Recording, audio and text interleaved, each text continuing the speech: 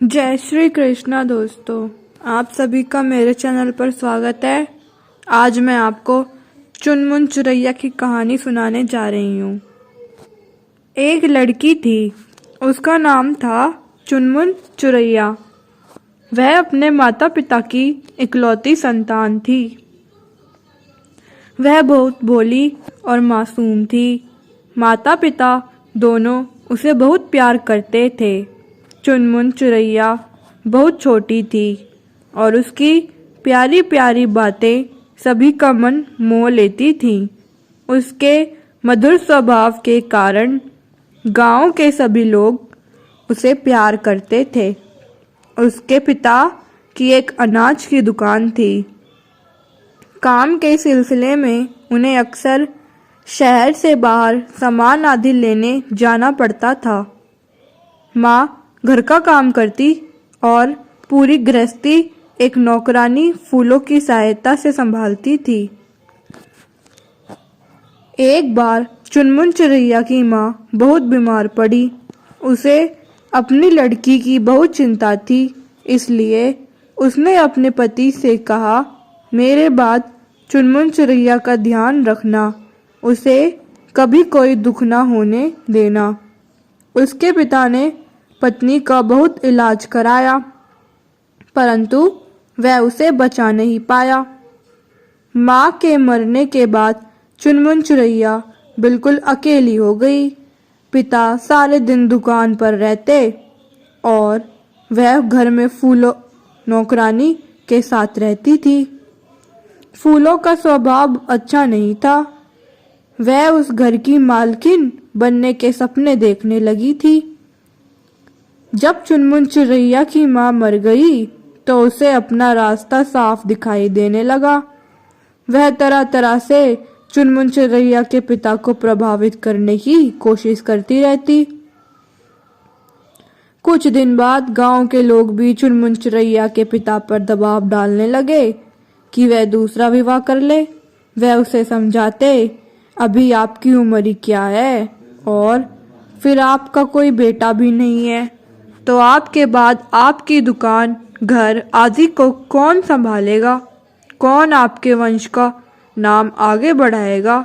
सबकी बातें सुनकर अंत में उसके पिता ने भी विवाह करने का निश्चय किया। फूलो उनके घर की पुरानी नौकरानी थी और वह समझते थे कि वह चुनमुन चुरैया का बहुत ध्यान रखती है, इसलिए उन्होंने फूलों से ही विवाह कर लिया। यही तो फूलो चाहती थी।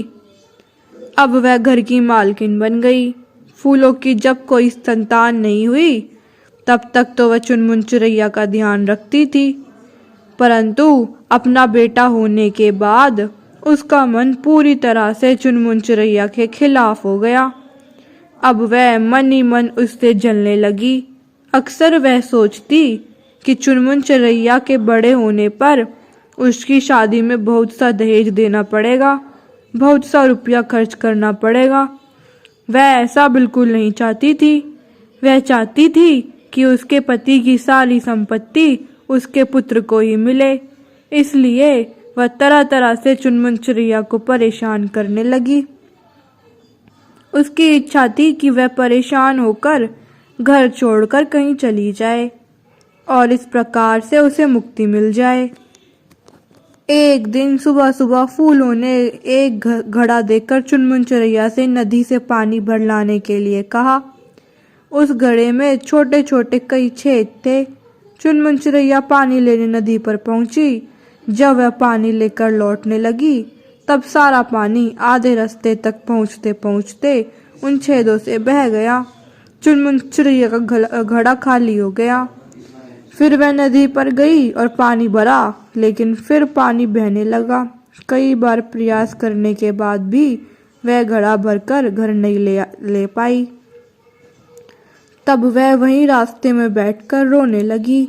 जहाँ वह बैठी थी वहीं किनारे पर एक पेड़ था जिस पर कुछ चिड़िया चहक रही थी। उसे रोते हुए देखकर वह पास आकर पूछने लगी, क्या बात है चुनमुन, तुम हमें चावल भी नहीं देती हो, इस तरह बैठकर क्यों रो रही हो? चुनमुन चिड़ैया ने कहा, जब से फूलों माँ के भैया हुआ है तब से वह हमेशा भैया के प्यार में पड़ी रहती हैं। मुझे खाना भी ठीक से नहीं देती, सारे दिन घर का सारा काम कराती हैं। आज उसने मुझे घड़ा देकर पानी लाने के लिए कहा है, लेकिन इसमें इतने छेद हैं कि सारा पानी भरते ही बह जाता है। मैं कैसे पानी भरूं? पानी न ले जाने पर माँ मुझे मारेगी और घर से निकाल देगी। यह सुनकर चिड़ियाओं को बड़ा दुख हुआ। वे आपस में सलाह करके नदी के किनारे गईं और वहीं से आवाज लगाई, ओ मेंढकी बहनों, आओ मेरी सहायता करो। कुछ ही क्षणों में नदी में से कई मेंढकियां बाहर निकल आईं और पूछने लगी कि क्या बात है। चिड़ियों ने उन्हें बताया कि चुनमुन को उनकी सहायता की जरूरत है। सारी बात सुनकर वे घड़े में कूद कर बैठ गईं, उसके छेदों को बंद कर दिया। अब चुनमुन चिड़ैया घड़े में पानी भरकर ले गई तो रास्ते में एक बूंद भी पानी नहीं गिरा। घर ले जाकर उसने माँ से कहा, माँ मैं पानी ले आई हूँ। फूलों ने उसकी बात सुनकर बहुत आश्चर्य किया। उसने कहा, ठीक है, उधर किनारे रख दो। चुनमुन चिड़ैया ने फूलों की बताई जगह पर पानी रख दिया।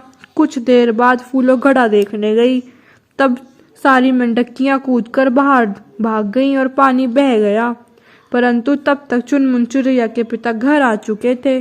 फूलों हंस कर रह गई, उसके सामने कुछ कहने का साहस न हुआ उसे। कुछ दिन अच्छी तरह बीत गए। एक दिन सुबह फूलों ने थाली में चावल भरकर चुनमुन को दिया और कहा, इसे ले जाकर साफ कर लाओ। चुनमुन चिड़ैया थाली लेकर घर से बाहर चावल साफ करने के लिए बैठ गई, परंतु यह क्या, चावल में तो बहुत सारे कीड़े और घुन रेंग रहे थे। वह घबरा गई, क्योंकि इन कीड़ों को छूना, निकालना, घुन को हटाना उसके वश की बात नहीं थी।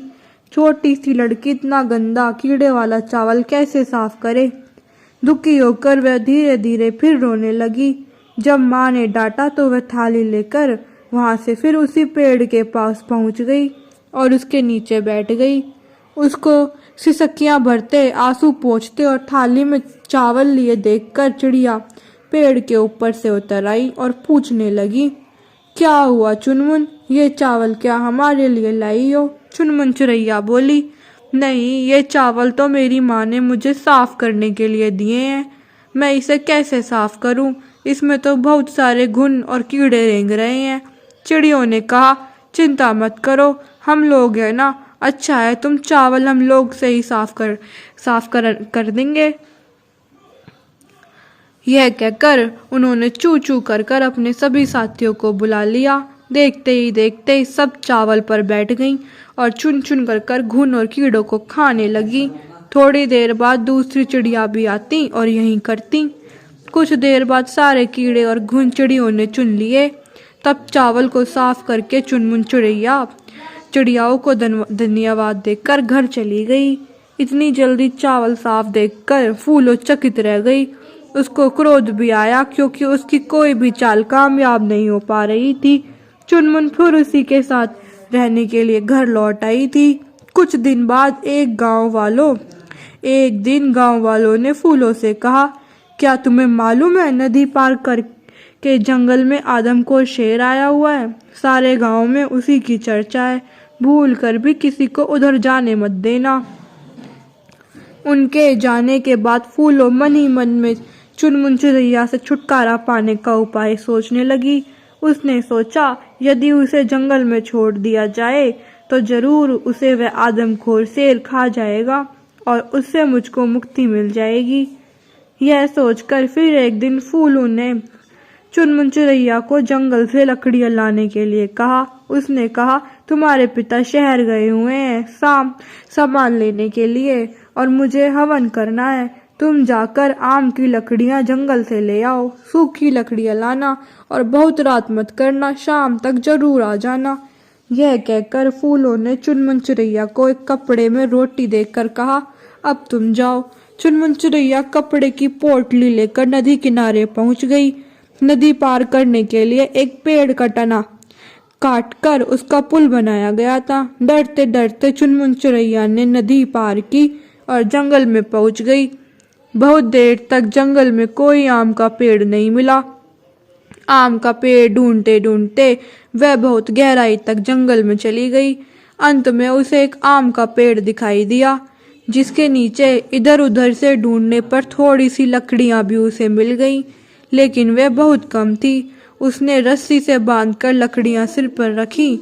तभी उसे किसी के कराहने की आवाज सुनाई दी। यह सुनकर वह डर गई और लकड़ी फेंककर पेड़ के पीछे छुप गई। कुछ देर बाद उसे कराहने की आवाज फिर सुनाई दी। उस समय दोपहर ढलने लगी थी। चारों ओर धीरे धीरे अंधेरा फैलने लगा। पास के पेड़ के पास एक वृद्ध आदमी पीड़िए हुए करा रहा था। वह बहुत घायल लग रहा था। चुनमुन उसे देखकर उस पर दया आ गई। डरते डरते वह उसके पास गई। वह बहुत बूढ़ा और कुरूप था। उसका रंग गहरा काला था, जिससे उसकी छोटी छोटी आंखें पीली लग रही थी। बूढ़े के पैर में घाव था, जिससे खून बह रहा था। यह देखकर चुनमुन चिड़ैया को उस पर दया आ गई। वह उसके पास चली गई और अपने फ्रॉक से एक टुकड़ा फाड़कर उसके घाव से बहते हुए खून को पोंछा। फिर साथ लाई पोटली वाले कपड़े को खोलकर उसके पैरों में पट्टी की तरह लपेट दिया।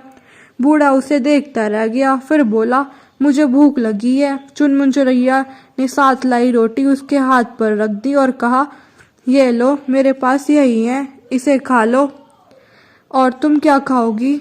उसने कहा, कुछ नहीं, मेरे पास इतनी ही रोटी है। तुम्हें ज़्यादा भूख लगी है, इसलिए इसे तुम खा लो। बूढ़े ने रोटी खाई और चुनमुन चिड़ैया को धन्यवाद करने लगा। उसकी आंखों से आंसू बह रहे थे। चुनमुन ने आगे बढ़कर उसकी आंखें पोंछकर उसका सिर सहलाते हुए कहा, इतने बड़े होकर रोते हो? लोग कहते हैं जंगल में बहुत से जंगली जानवर रहते हैं जो लोगों को नुकसान पहुंचा सकते हैं। रात होने वाली है, चलो जल्दी से हमें जंगल से निकल जाना चाहिए। चुनमुन चिड़ैया ने बूढ़े को सहारा देकर उठाया। धीरे धीरे घर लौटने लगी, लेकिन वह रास्ता भूल चुकी थी। उसकी समझ में नहीं आ रहा था कि जिस ओर वह बढ़ रही है वह सही राह भी है या नहीं। हम और भी गहरे जंगल में आ गए हैं, बूढ़े ने कहा। चुनमुन चिड़ैया ठिठक कर खड़ी हो गई। अब वह क्या करे, वह सोचने लगी। तभी वह बूढ़ा व्यक्ति तन कर खड़ा हो गया। उसकी झुकी हुई कमर सीधी हो गई। दोनों हाथ झटकते हुए बोला, इधर मेरी ओर देखो। चुनमुन ने उसे देखा तो चकित रह गई। वह व्यक्ति एक सुंदर नवयुवक बन चुका था। उसका बदसूरत चेहरा बहुत सुंदर हो गया था। कौन हो तुम? वो बूढ़ा कहाँ गया? चुनमुन ने अचकचा कर पूछा। वह दरिये से कांप रही थी। डरो मत, वह बूढ़ा मैं ही था। मैं सुंदरगढ़ का राजकुमार चंद्रेश हूँ। एक बार मैंने अपनी चंचलता से एक साधु को क्रोधित कर दिया था। उन्हीं के शाप से मैं बूढ़ा और कुरूप बन गया था। लोग मुझसे घृणा करने लगे थे। कोई मेरे पास बैठना भी पसंद नहीं करता था। बहुत प्रार्थना करने पर साधु ने कहा कि जब कोई सुंदर कन्या मुझसे प्रेम सहानुभूति प्रकट करेगी तब मेरा शाप समाप्त हो जाएगा और मैं पहले के समान हो जाऊंगा। उसने अपनी कहानी बताई। फिर वह बोला, तूने मुझे शाप से मुक्त कर दिया। तुम्हारी दयालुता, सहानुभूति और प्रेम की भावना से मैं मुग्ध हूँ। क्या तुम मुझसे विवाह करोगी? चुनमुन चिड़ैया हतप्रभ थी। बोली, क्या मुझे पसंद करते हो? उसने फिर पूछा। हाँ, लेकिन मेरे विवाह का निर्णय तो मेरे बापू ही करेंगे, इसलिए आपको उनसे आज्ञा लेनी होगी। बड़े संकोच और लज्जा से चुनमुन ने कहा, तुम्हारी इस बात ने मेरा मन मोह लिया है। चलो हम तुम्हारे पिता से ही विषय में बात करेंगे, राजकुमार चंद्रेश ने कहा। उसी समय चुनमुन चिड़ैया के पिता कुछ गांव वालों के साथ उसे ढूंढते हुए वहां पहुंचे। उन्होंने चुनमुन को सीने से लगा लिया। तू ठीक तो है ना मेरी बच्ची? आप तो शहर गए थे बापू? चुनमुन ने पूछा। हाँ बेटी, शहर ही गया था। गांव के मल्लू पंडित ने तुम्हें जंगल की ओर आते देख लिया। उसी ने बताया मुझे तब से मैं काम छोड़कर तुम्हें ढूंढने आ गया। फूलों ने बताया कि तुम बिना कुछ बताए कहीं चली गई थी। मुझे उसकी बात पर विश्वास नहीं हुआ। बापू, वह बापू के गले लिपट कर रो पड़ी। मत रो, सारी मेरी ही गलती है। तुम्हारी माँ मुझे अब मेरे भरोसे छोड़ के चली गई थी। तब राजकुमार चंद्रेश ने उन्हें सारी बातें बताई और कहा कि वह चुनमुन चुरैया से विवाह करना चाहता है। यह सुनकर वे बहुत प्रसन्न हुए। उनकी सहमति पाने पर राजकुमार ने उन्हें अपने राज्य में चलने का न्योता दिया। सब खुशी खुशी सुंदरगढ़ गए। वहां राजकुमार का चुनमुन चुरैया से धूमधाम से विवाह हुआ। उसके बाद जब बापू गांव वालों के साथ वापस लौटने लगे, तब चुनमुन ने हाथ जोड़कर कहा, जो हुआ सब भुलाकर फूलों माँ को क्षमा कर देना बापू। और वह रोते रोते पिता के सीने से लग गई। राजकुमार चंद्रेश यह देखकर मुस्कुरा दिया। उसे अपने निर्णय पर गर्व हो रहा था। तो दोस्तों, अगर आप सभी को मेरी कहानी अच्छी लगी तो मेरे चैनल को सब्सक्राइब करें, वीडियो को लाइक करें और शेयर करें। धन्यवाद।